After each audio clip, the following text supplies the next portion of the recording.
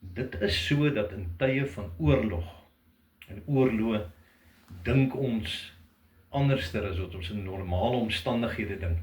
Omdat die wêreld altyd probeer om vrede te bewerk, versoening te kry, skietstilstande te bewerk en mense te bring tot 'n toestand van normaliteit.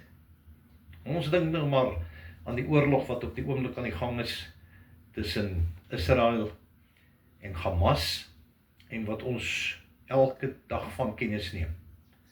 Ons dink aan die oorlog tussen Oekraïne en Rusland, wat al hoeveel ongevalle opgelewer het, en wat die wêreld in 'n proses van aandag het. Hulle gee aandag en lande neem kennis van wat gaan gebeur en ons sien hoe staatshoofde gereeld vergaderings hierop oorneem. En weet jy, baie keer dan raak die mense in 'n ander gedagte aangaande hierdie dinge. En so ook Christene en mense.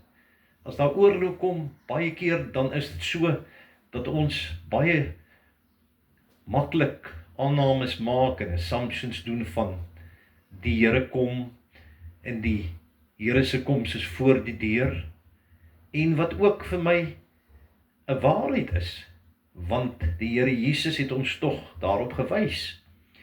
Nou ek wil juis vandag bietjie daarin vat. Hoe moet ons hierdie oorlog en alles beskou? Nou, u weet, die beste, en hoe moet ons dit met betrekking tot die koms van die Here sien? Nou, die beste persoon wat seker oor sy koms kan praat is die Here Jesus self. Dis tog hy wat gaan kom. Nou, al wat hy gesê het, hy ken nie die uur wat dit sal plaasvind nie, net die Vader alleen weet wanneer dit gaan gebeur. Maar hy het in Matteus 24 en ook in Markus 13 en Lukas 21 lewer hy sy eskatologiese rede. Eskatos is die woord vir die laaste dinge. En dan praat hy met sy disippels daar en sê vir hulle, let op hierdie tekens wat gaan wees voordat my koms gaan aanbreek. En hy begin vir hulle daar tekens gee wat daar gaan gebeur. En hy begin onder andere praat oor, let op, baie mense sal kom as valse Christus en sê ek is die Christus. En hy waarsku sy disippels. En hy praat van al hierdie dinge en dan is dit opvallend. Elke keer as hy oor iets gepraat het, dan sê hy, en dit is nog nie die einde nie. En hy sê daar sal oorlog wees en gerugte van oorlog. Op hierdie tydstip in die wêreld het ek gehoor, ek het dit nie gaan navors nie, is daar 56 verskillende oorloë wat elke dag geveg word.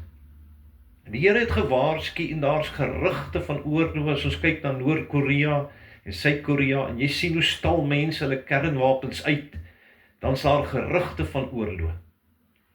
Maar die Here, nadat hy oor die oorlog gepraat het, herhaal hy weer hierdie woorde. En dis nog nie die einde nie.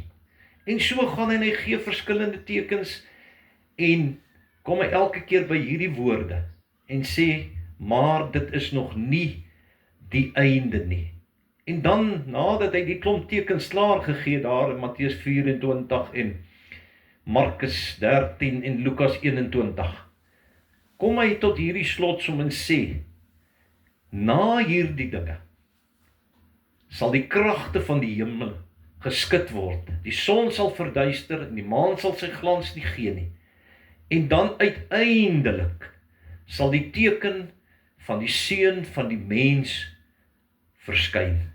En sal hulle die seun van die mens vir die Here Jesus met groot krag en heerlikheid sien terugkom aarde toe. En die Bybel sê elke oog sal hom aanskou, ook hulle wat hom deursteek het.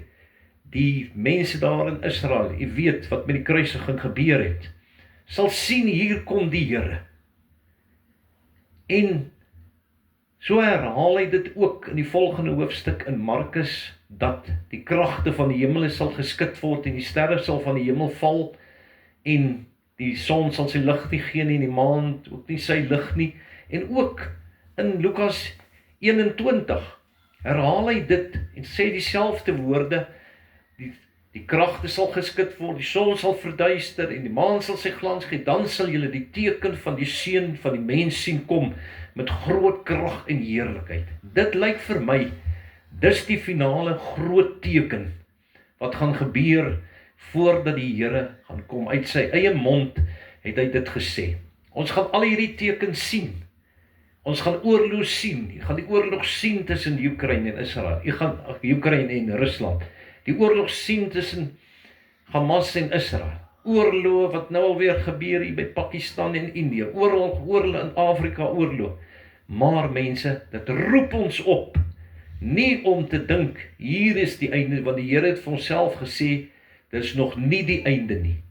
En so roep God vir my en jou op, en sê, as ons daardie dinge sien, en die dinge wat gebeur, hef op julle hoofde, want julle weet, julle verlossing is naby. En ek wil vandag vir julle aanmoedig, as jy hierdie dinge sien gebeur, en kyk na die nuus, en jy kyk na die koerante, en jy sien dit op sosiale netwerke, dan roep die Here jou vandag op, as 'n waarskuwing. Wees paraat, wees gereed, wees waaksaam, want sy koms is voor die deur, en hy kom terug aarde toe. En hy sê dan vir ons, hierdie moet vir ons as 'n waarskuwingsteken, soos wat jy op 'n pad ry, en die waarskuwings en reëlingstekens sien, is hierdie oorlog, 'n waarskuwing en 'n reëlingsteken, wat vir jou en my sê, maak gereed, die Here se koms is aan die gebeur, en sy koms sal plaasvind. En ek en jy moet ons lewens in orde kry, en onsself gereed hou. Dit kan 'n lang tyd wees, God se tyd is nie ons tye nie, dit kan lang oorlog wees, dit kan lang rede wees, maar ek glo, ons is naby die koms van die Here, en daarom wil ek vandag vir u sê, maak gereed, kyk, dat jou lampie gevul is, kyk, dat jy die bruid se klere, die werke wat God vir jou gegee het, van geregtigheid, dat jy dit doen, nie net vir jouself nie, doen nie net vir jou, wat van jou belang is, doen ook vir ander, doen wat God wil hê, jy moet doen vir ander mense, doen sy dade van geregtigheid, sodat jy gereed kan wees, as die Here gaan kom. Kom ons bid saam. Vader, baie dankie, dat ons weet, u het vir ons waarskuwingstekens daar gesit. Ons gaan nie, ons hoef nie onkant gevang te word nie, ons kan waak. En Here, al ken ons nie die uur nie, het u nie vir ons gelaat sonder enige rigting nie. U het vir ons tekens gegee en gesê, dis die tekens, want julle sal weet, my koms is naby, voor die deur. En u het ook vir ons die finale tekens gegee, gesê, as hierdie dinge gebeur, kan jy weet, hou maar jou oë op, die seun van die mens gaan verskyn in al sy heerlikheid, en ons dankie daarvoor. Help ons om gereed te wees in Jesus naam. Amen.